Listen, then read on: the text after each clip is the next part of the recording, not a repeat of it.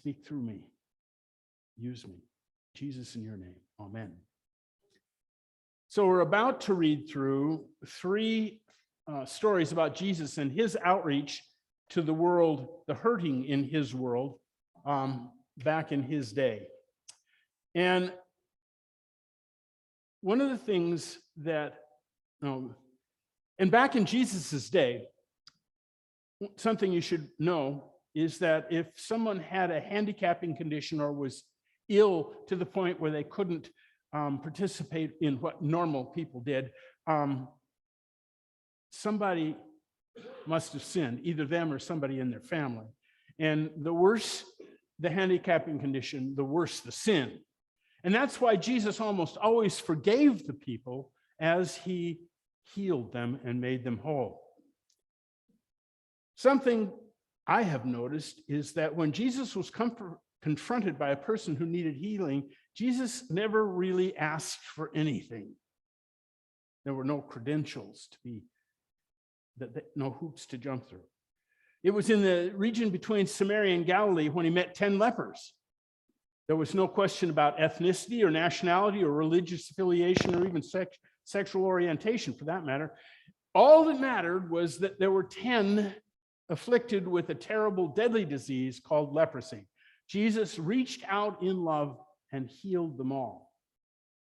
When the Canaanite woman came to him, Jesus almost ignored her, but he did hear her argument, and Jesus healed her daughter. She wasn't a Jew. She wasn't from the same country. She had very little in common with Jesus at all, and yet Jesus reached out in love and healed her daughter. Now, the blind man was healed, and there's several stories about blind men being healed. And there was a question asked in that, but it didn't have to do with the blind man specifically. They asked, who sinned that this man might be born blind? And what did Jesus answer? Nobody sinned that this man might be born blind. And without asking any more questions, Jesus healed the man and sent him on his way, though he did answer some questions in that. And the point here is that Jesus had no checklist, no list of qualifications before healing or blessing or forgiving anyone. If Jesus had nothing to say in judgment about another person, he never questioned whether they were worthy or not. Who am I to make judgment or to decide who is worthy and who is not?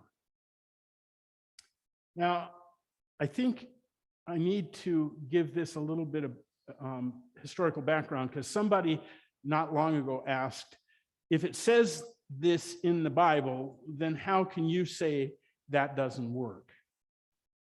And so I think we need a little bit of historical background. First, I need to say that misunderstanding and misusing the Bible is an ancient art form perfected by men. You see, one of the things that I learned in seminary, a professor named Mary Liz Moore taught me this. She said that the Bible is a book written by men for men. And it took me a long time to realize what she was talking about. But I think she was right. You see, in the Old Testament book of Leviticus, there is a rule that says if a man lies with a male as with a woman, both of them have committed an abomination. But then again, we got to balance Leviticus a little bit. Leviticus also tells us that we can't eat the hare, for even though it chews the cud, it does not have divided hooves, therefore it's unclean. And the pig, for even though it has divided hooves and is cleft-footed, it does not chew the cud, and therefore it's unclean. And that means that anyone who eats rabbit or pork of any kind becomes an abomination for the Lord. It also tells us that we can only eat water animals that have fins and scales, nothing more. No lobster, no clams, no squid, no shrimp. They're all unclean. And it seems to me that if we're going to follow one of the rules in a set of rules, we need to be ones who consider all of the rules. Do we or have we taken one rule out and made it superior to all of the other rules? And if we have, why is that so? Then we have to turn to the New Testament. In Romans, Paul makes a pretty powerful statement when he says, for this reason, God gave them up to degrading passions. Their women exchanged natural intercourse with unnatural. In the same way with men, giving up natural intercourse with women, were consumed with passions for one another. Now, that's not something I would say in church very often, but it is a quote from Romans in the Bible. It's Romans 1, 26 and 27. The point I want to make here is that's the only place in the New Testament where sexual relationships are explicitly mentioned. Same-sex relationships are specifically mentioned. Here again, we need to put Paul into his balance. He's also the one who, in the same letter, tells women to keep silent in church, and then also teaches them how to pray and prophesy within the congregation, which kind of contradicts itself, it seems to me. And he tells them that when they pray and prophesy, they need to do it with their head covered. And men, if you pray and prophesy in the congregation, you need to keep your head uncovered. So the point here is that Paul has lots of wonderful, incredible things to say about God, about love, about Jesus, about being a disciple. He also has some very interesting ideas about how to live your life. And when he gets out of God and Jesus and love and gets into how to live your life, some of it gets a little strange. All of you who have ever been single, you should have stayed single if you'd listened to Paul. And what we've come to realize is that Paul does have some incredible things to say, but we've also learned to put them into a matrix where we can understand. And one of the things that we've come to do is Paul thinks that the male is superior. And he says an awful lot about the superiority of the male human being. And we've come to understand that human beings are equal. And so we can discount those things.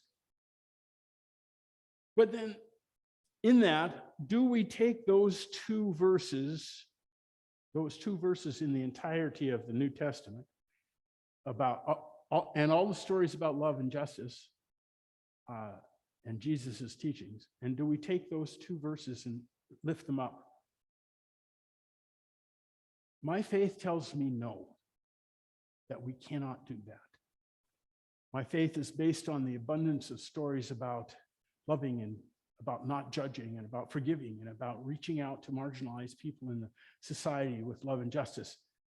My faith starts with Jesus's first commandment, only commandment, two-part commandment, to love God with all that we are and to love our neighbors as we love ourselves. And it grows through the stories about Jesus and how Jesus lived this unconditional love out in his life. These stories and teachings are the preponderance of what it teaches us in the New Testament. So we've grown to new understandings about the equality of women and men. I think we also need to grow and put aside these biblical teachings that exclude marginalized people, exclude and marginalize people for any reason at all. To be a true follower of Jesus, we must reach out in love to every person, reach out with love, forgiveness, justice, and include everyone in the circle of love that Jesus offers to us. Amen.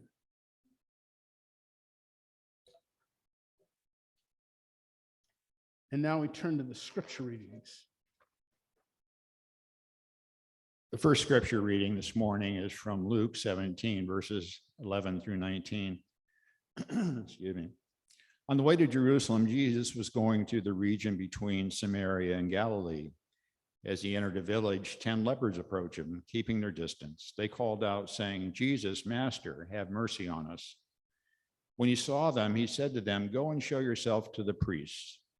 As they went, they were made clean. Then one of them, when he saw that he was healed, turned back, praising God with a loud voice. He prostrated himself at Jesus' feet and thanked him. And he was a Samaritan. When Jesus asked, "Were 10 not made clean? But the other 9, where are they? Was none of them found to return and give praise to God except this foreigner?" Then he said to him, "Get up and go on your way. Your faith has made you well." The second reading is from Matthew 15, verses 21 through 28. Jesus left that place and went away to the district of Tyre and Sidon. Just then, a Canaanite woman from that region came out and started shouting, "Have mercy on me, Lord, Son of David. My daughter is tormented by a demon." But he did not answer her at all. And his disciples came up and urged him, saying, "Send her away, for she keeps shouting at us." He answered, "I was sent only to the lost sheep of the house of Israel." But she came and knelt before him, saying, "Lord, help me." He answered, "It is not fair to take the children's food and throw it to the dogs." She said, "Yes, Lord, but even the dogs eat the crumbs that fall at their master's table." Then Jesus answered her, "Woman, great is your faith. Let it be done for you as you wish." And her daughter was healed instantly.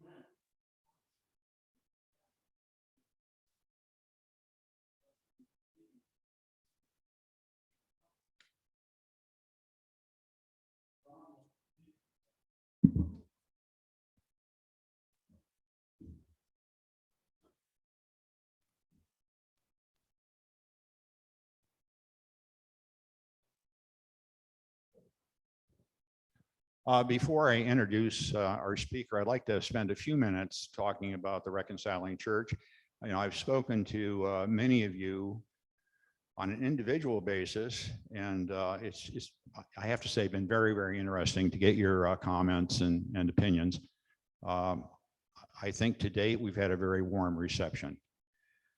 But I've not spoken to all, and as I said, this is the first time, or maybe I didn't say it's the first time we really had to speak as a congregation. We'll be doing more of that in the future, but I wanted to give a little background on the Reconciling Church and what it is.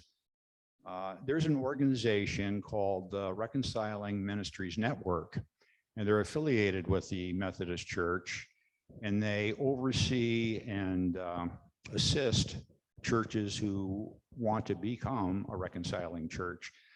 They have wording that they request be used as part of the mission statement in order to be a reconciling church. And that wording is the wording that's shown on the screen. One of the comments I've heard is that why do we have all these groups listed? We don't need to break people down into groups. Unfortunately, society's already done that for us. We're just addressing what society is deemed, or who they've deemed to marginalize. We started this back in October, this process of looking, exploring the concept of becoming a reconciling church back in October. But because of the pandemic, interim pastors, people being gone over the winter, we really only got started in February, so we haven't been doing it very long. This morning, let me back up a little bit. Last October, when we did look into this initially, 3 of us went to Ellensburg to get some idea of what they went through when they elected to become or decided to become a reconciling church. And while we were there, one of the people we spoke to was a lady named Jennifer. And she told us her story, and her story very much tied in with why we felt there was a need to become a reconciling church. And that is, many of the churches in the Yakima, Sela area say that they're welcoming, but when push comes to shove, you find out that not everybody is welcome. I'll tell you a story about a neighbor I had who attends a church here in Sela. Back when civil, I can't think of the term, civil unions was on the ballot in Washington. I don't know if you remember that. It goes back 6, 7, 8 years ago. He said that their pastor had said, don't vote for this. Don't vote for it. Because the next thing you know, we'll have marriage between gay couples. And the pastor was certainly prescient. He could see into the future, but he was also very intolerant. And that's not the only church in the area that spoke out that way. So there is a need to show ourselves as a welcoming church. And we have, in fact, been very welcoming. We've had children here who have very autistic children who have been, I'll call it, disruptive during the service, but were fully embraced by the congregation and fully embraced by the pastor. I don't know if you remember that young man. He used to go up and play the piano. It was great to see Kendra and how she treated him. We've had a pastor who was married, a gay pastor who was married during his tenure here, and he was fully accepted and loved by the congregation. We are in many, many ways welcoming. We just need to tell the public that we're a welcoming church.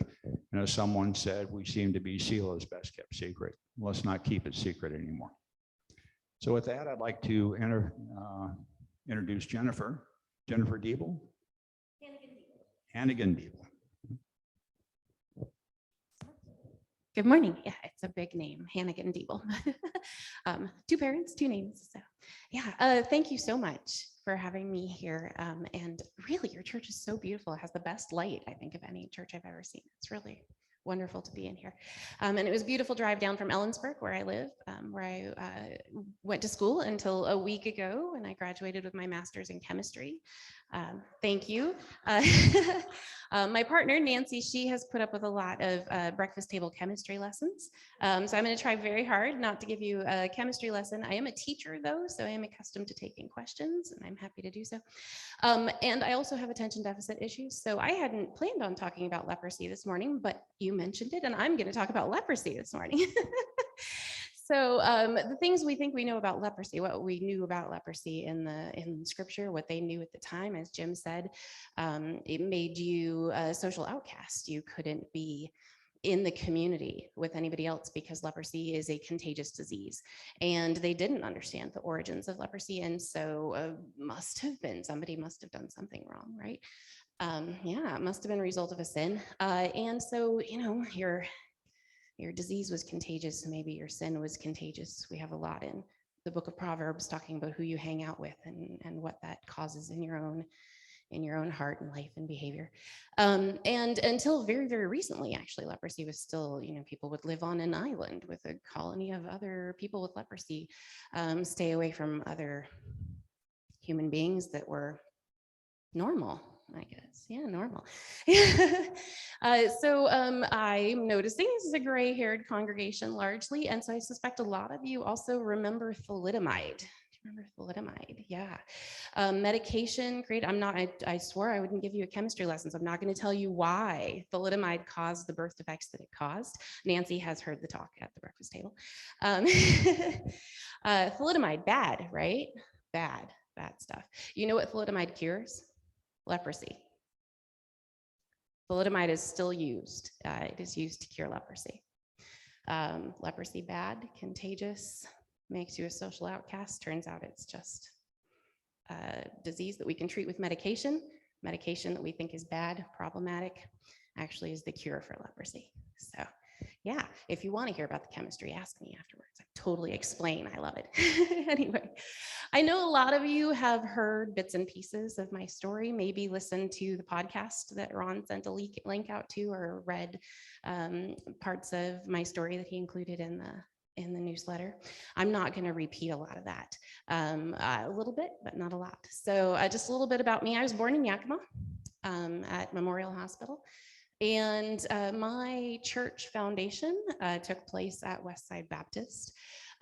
So if you're familiar with Westside Baptist, you kind of have an idea of what my background was like.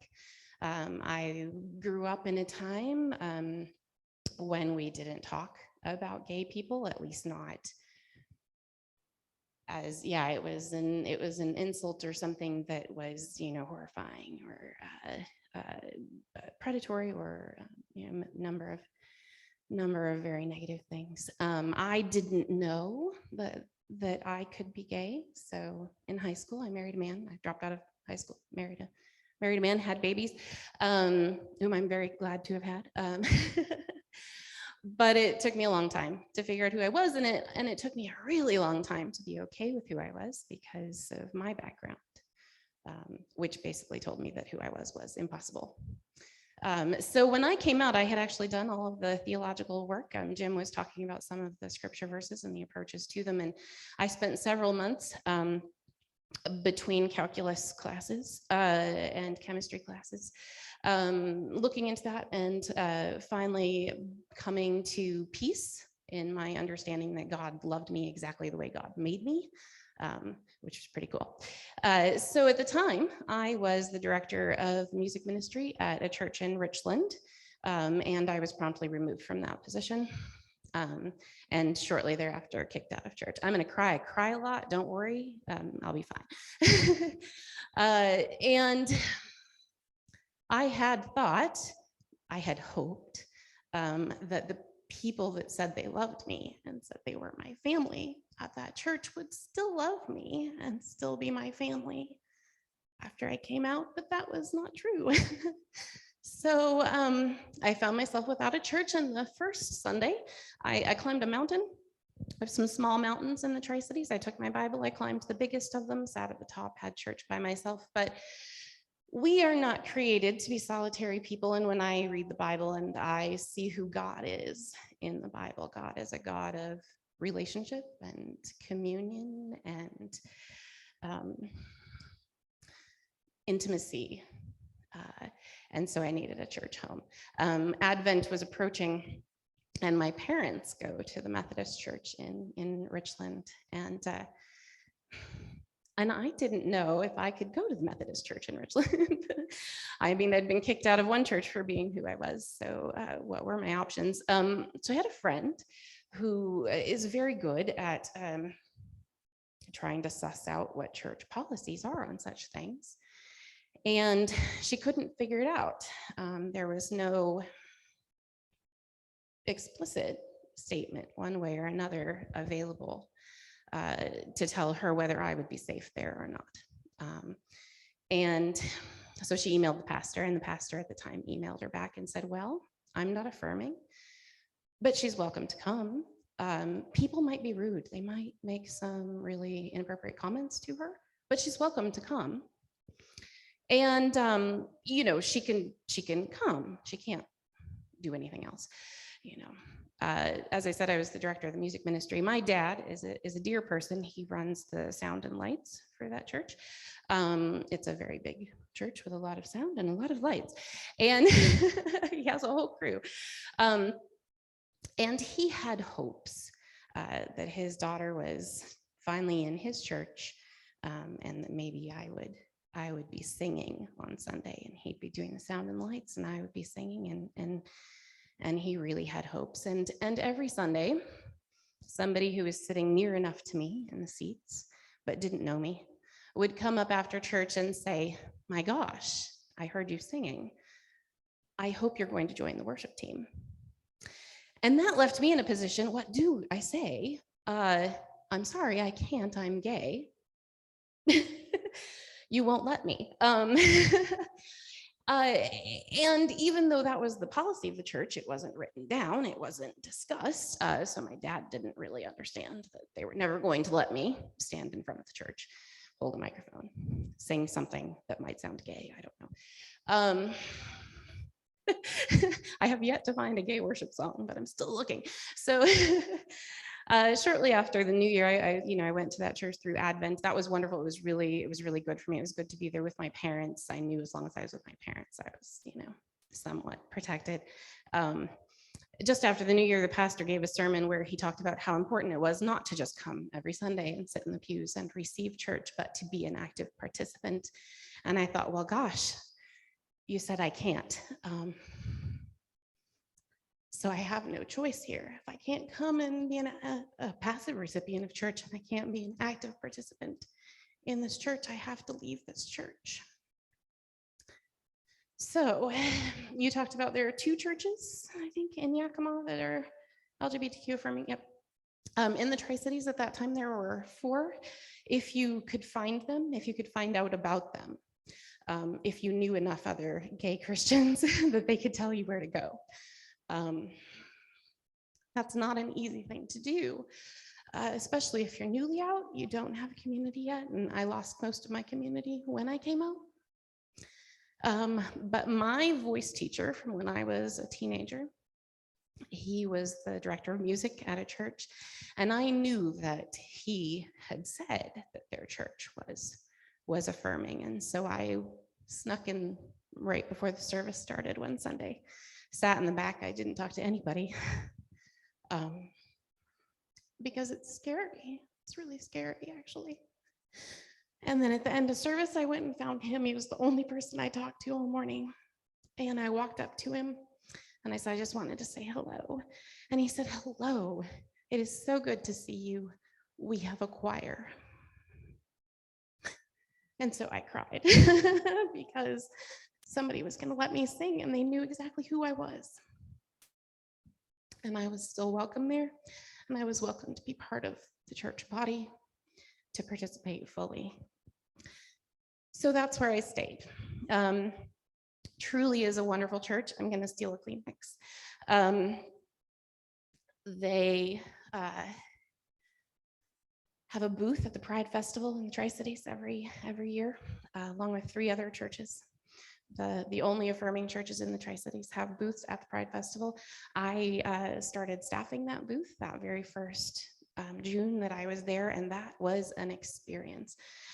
You don't know the shock on the faces of queer people when they find a church booth at Pride who is handing out rainbow stickers or bottles of cold water or whatever they're doing, and telling them that they're loved exactly who they are and welcome and wanted. My friend Ansley, she's at the Episcopal Church, and so she works a different booth. And she said one Sunday she had someone that she offered a cold bottle of water to who said, am I allowed to take this if I'm not a Christian? Because here in the United States, we have this idea of Christians that is just a very, very large clique, right? And does not approve of queer people. And if they want queer people there, they want them there so they can change them. I've had a lot of that. We will welcome queer people because this is where we can unqueer them. So when it was time for me to leave the Tri-Cities and go to school, the pastor at the church that I was at, he said, you need to go to the United Methodist Church. That's the church that's safe for you in Ellensburg. And I don't think I would have known what church to go to if he hadn't told me. But the church in Ellensburg has a bit of a history, so they're a bit publicly known as being LGBTQ affirming. And that indeed has been a really good place for me. But if you are not in a church with a pastor who happens to know where you should go when you move, or you are newly out and you've lost your church home, or you're going to come out and you need a new support network because you're going to lose your support network, how do you know where you're safe? And in fact, in this world, for people like me? How do I know where I'm safe anywhere? You might be aware that last weekend, the very same weekend that I graduated with my master's degree and became a member of the faculty at the same college, 31 members of a militia group were arrested in Idaho on their way to attack a pride festival. One of those arrested men is a student at my school.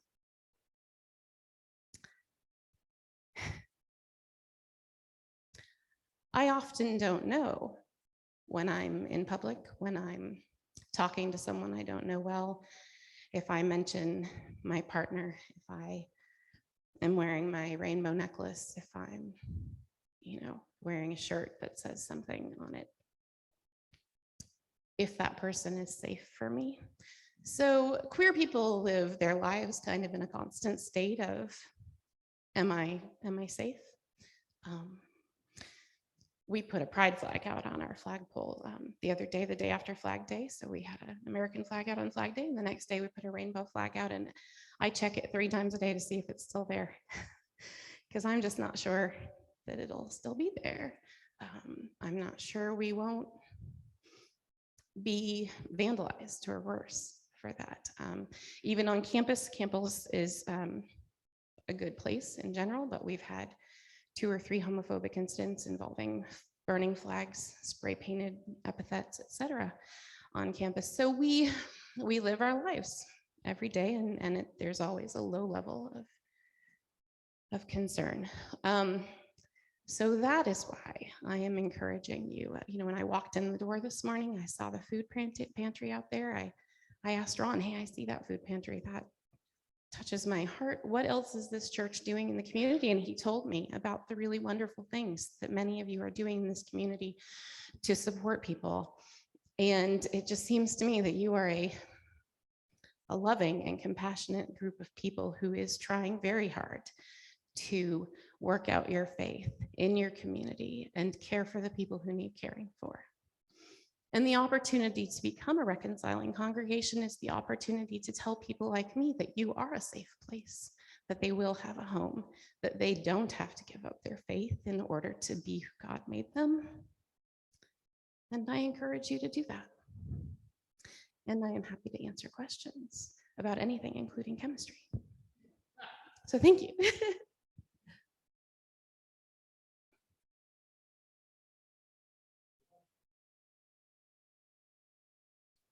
Yes.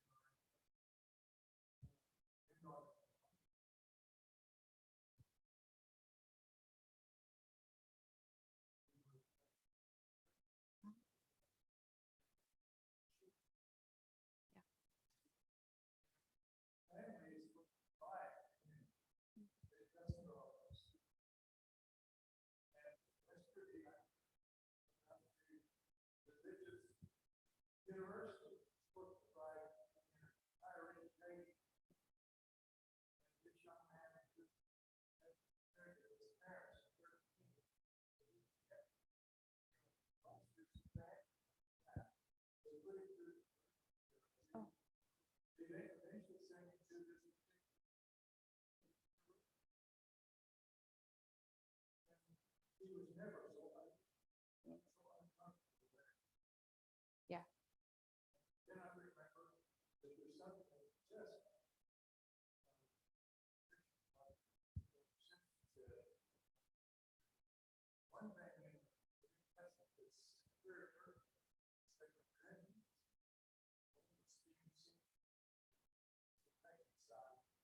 Mhm.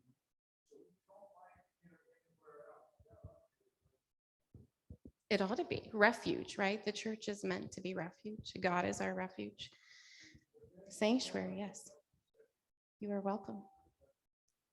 You're welcome. Thank you. Yes. Absolutely. I just want to make sure that when I say will be heard by everybody. I'm a retired pastor, retired from this church here a number of years ago. Also, a number of years ago, my granddaughter came out as being gay, and she did so in the context of that she was engaged. And so she sent out a message to the whole family, like testing out whether she was going to be accepted by the family or not. And while a lot of us, including me, does not understand fully the gay issue, it was clear to me that I loved my granddaughter. And I came to love the person that she was married to, and I have gained another granddaughter. And so it's clear in my mind that while I am learning and need to be open to learn more, that I am accepting of her and others because God has called us to be in love with the people of God. And so it's a learning process for me, but I'm never doubting the fact that I love my granddaughter and her partner. And I do appreciate very much the message you gave today. Thank you. Marriage is another one that's hard for us. Sometimes we can be in a church where we think we're accepted and included, and then we want to have a wedding and we're told we don't get to do that. It's also rough. I think you were talking about, you don't fully understand it yet, and it's a learning process, and it is a learning process. And some of that is that, and we have no children here, right? There are no children in the room. Historically speaking, attitudes towards homosexuality were rooted in that men being the superior, yes, and a man engaging in sex with another man was, whether that was approved of or not, actually had to do with like literally how they, which person he was, whether he was being a manly man or not. So we have all of this baggage that society has put on this issue, and also a lot of like a conspiracy of silence. One of my favorite trivia facts is that in 1904, a man published a study on penguins, which are adorable. And he limited the publishing run to 100 copies because he was really concerned that it would scandalize people, because penguins are also very gay.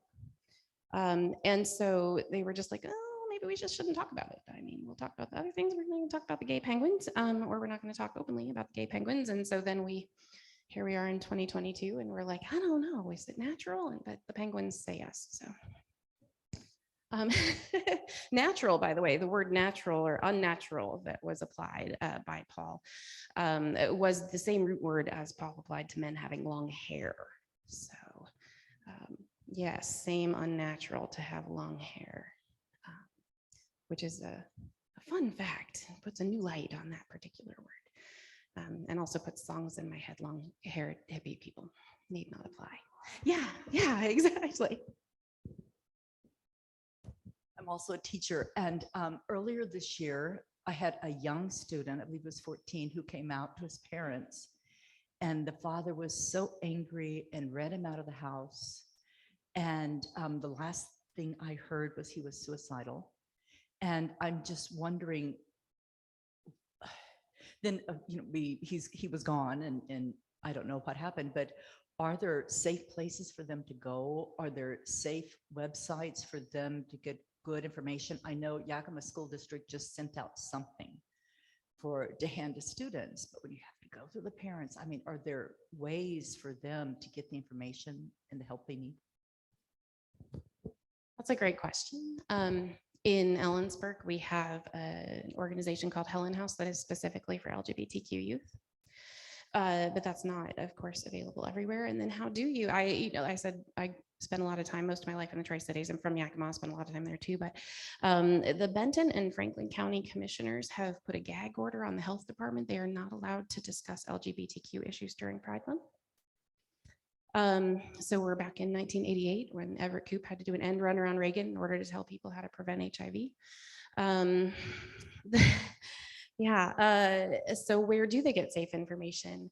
That is one of the reasons that LGBTQ youth are so at risk for exploitation. And you talked about being suicidal. Transgender youth, I think ages 12 to 22 are 50% attempt suicide, 50%. You can reduce that by being an affirming person in their life. You can reduce that by using the name and the pronouns that they have told you are correct for them. And then it's only about 25% for LGBTQ youth committing or attempting to commit suicide. That is also reduced if there are affirming people in their lives. I try to tell parents often, by the time your child knows they're queer, they already know how you feel about that. So are you creating a safe place for them to find out who they are or not? And the same goes for a church. By the time somebody in a church knows that they're queer, if they've grown up in a church, they already know how that church feels about that.